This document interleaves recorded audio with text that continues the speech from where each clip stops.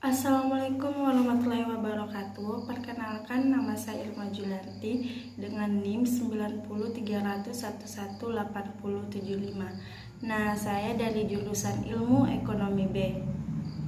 Nah, pertanyaan pertama yaitu ada 4 tahap proses transisi penduduk atau 4 uraikan yang dimaksud tersebut. Nah, saya akan menjawab. Model transisi demografi adalah sebuah model yang digunakan untuk mendeskripsikan perubahan-perubahan dalam statistik kependudukan seperti angka kelahiran, angka kematian, dan pertumbuhan penduduk seiring dengan berjalannya waktu. Adapun 4 tahap transisi penduduk. Yang pertama, yang disebut juga masyarakat preindustrial, yaitu angka kematian dan angka kelahiran keduanya sama-sama tinggi.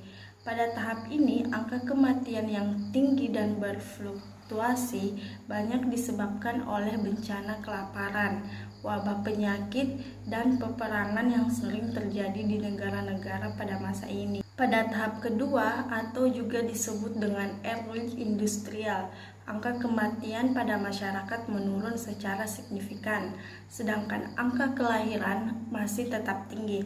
Laju perubahan alami meningkat hingga puncaknya pada akhir tahap ini. Kematian bayi turun dan harapan hidup meningkat. Pada tahap ketiga, angka kelahiran mulai menurun, menyusul angka kematian. Hal ini disebabkan oleh perubahan nilai-nilai yang ada di masyarakat. Contohnya, orang-orang akan memilih untuk memiliki lebih sedikit anak karena keluarga besar tidak lagi menjadi aset ekonomi ketika keluarga pindah di desa ke kota. Dan kematian sama-sama rendah. Fluktuasi yang terjadi rendah dan pertumbuhan populasi lambat.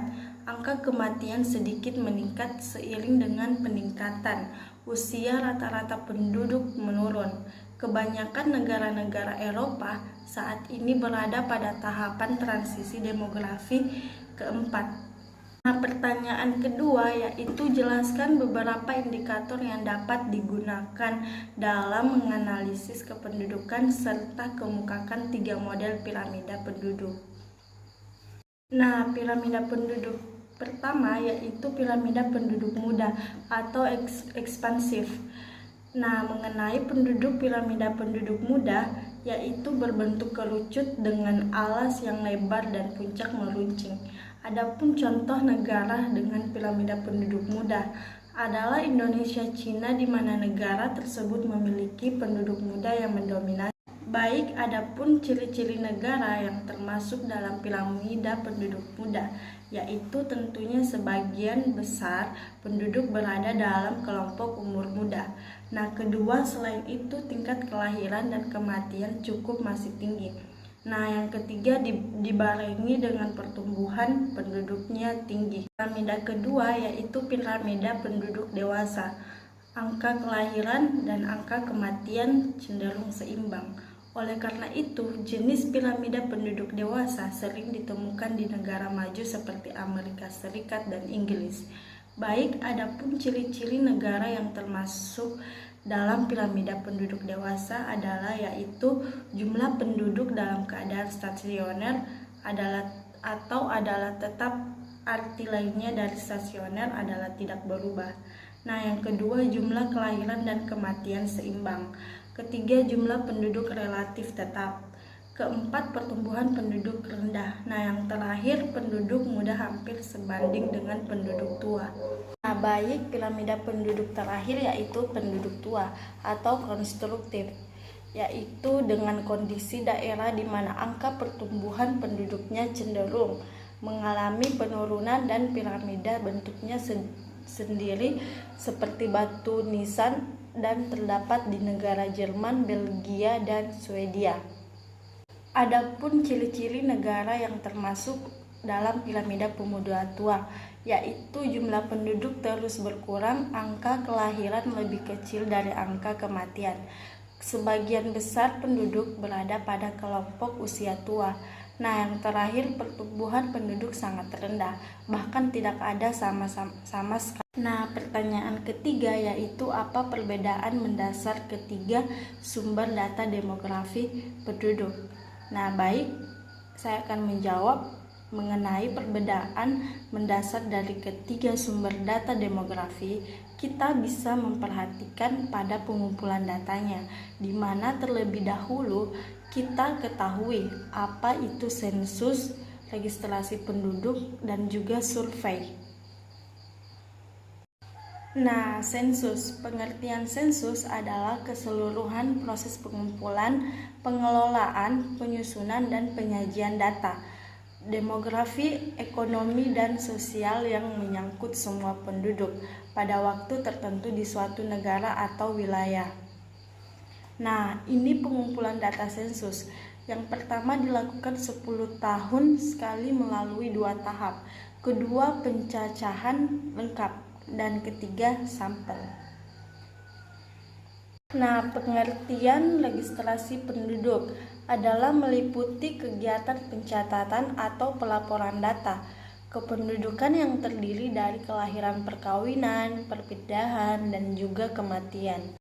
Nah, pengertian survei adalah penelitian yang sumber data dan informasi utamanya diperoleh dari responden sebagai sampel penelitian dengan menggunakan kuesioner atau angka sebagai instrumen pengumpulan data. Nah, pertanyaan keempat yaitu teori fertilitas dapat ditinjau pendekatan sosial dan ekonomi. Kemukakan dua pendekatan tersebut. Nah, dalam pendekatan ekonomi permintaan terhadap anak merupakan penurunan dari teori terhadap permintaan barang dan jasa dengan menggunakan pendekatan fungsi utilitas maksimum.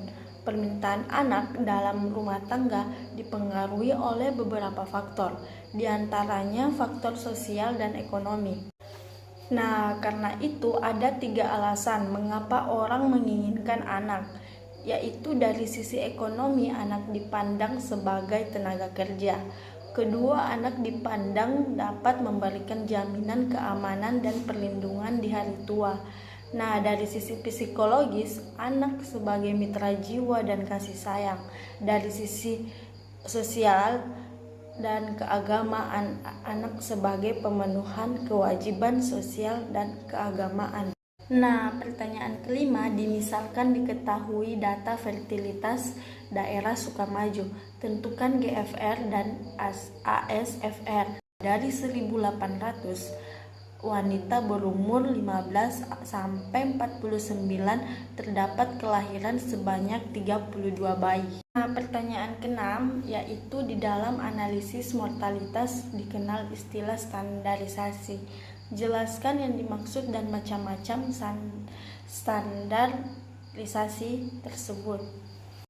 Standarisasi adalah sebuah metode untuk menggabungkan angka rata-rata kategori spesifik ke dalam nilai kesimpulan dengan mengambil rata-rata yang telah ditakar. Nah, standarisasi dilakukan untuk menyingkirkan dan mengendalikan pengaruh-pengaruh berbagai variabel pada pengukuran angka kematian. Nah, variabel itu seperti umur atau komposisi tempat tinggal, pekerjaan, dan juga jenis kelamin. Jadi standar terbagi menjadi 2 macam, yaitu standarisasi langsung yang memberikan hasil yang lebih akurat ketika jumlah dari angka kasus kecil pada setiap kelompok umur atau jenis kelamin pada populasi studi. Nah, metode langsung bisa digunakan untuk menghitung angka rata-rata yang terstandarisasi, seperti rata-rata tekanan darah yang disesuaikan dengan umur dan juga kelamin pada kelompok pekerjaan yang berbeda. Nah, standar tidak langsung atau indirect standardization diukur dengan membandingkan jumlah kematian atau kesakitan yang diamati. Nah, dan jumlah kematian atau kesakitan yang diharapkan yang dikenal juga dengan istilah Standardized Mortality Ratio atau SMR.